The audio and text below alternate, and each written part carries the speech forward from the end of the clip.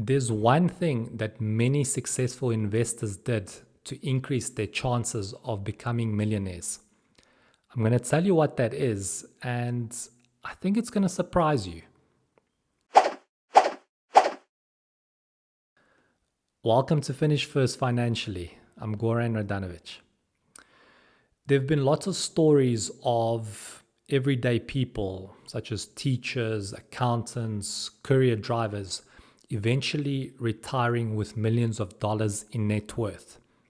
And some of these people made an average income throughout their entire career. Some had $50,000 or $60,000, some had slightly higher salary, 70 or 80 annually.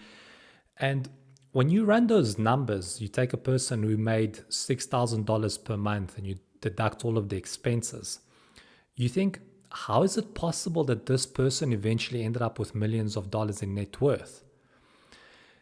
Ask a beginner investor to answer that question, and you'll probably get answers such as, are they invested in an asset with a high interest rate, or their fees were incredibly low, or maybe they put their money into some crypto and this thing exploded 1,000%. Now, certainly there are cases like that, but for the average everyday millionaire who became a multimillionaire through investments, that's not the case. The number one thing that the average millionaire investor did is to ensure that they funded the investment consistently.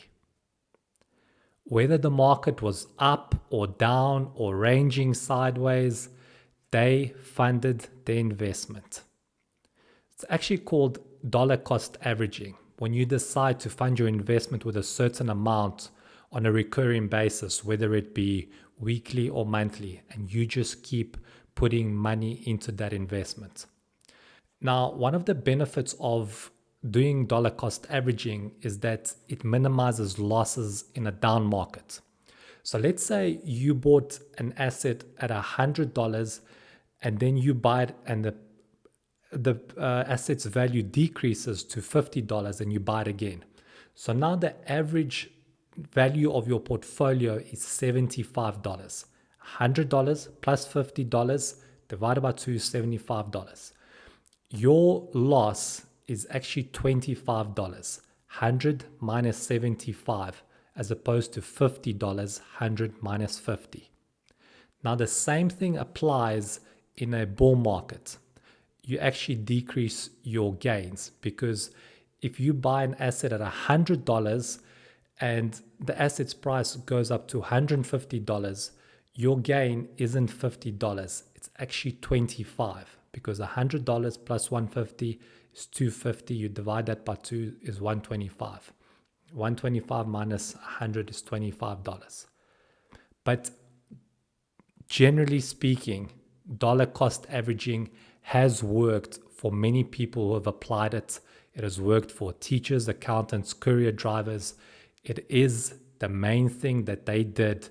By funding their investment on a consistent basis, they increased their chances of eventually ending up with millions of dollars in net worth when they eventually reached retirement.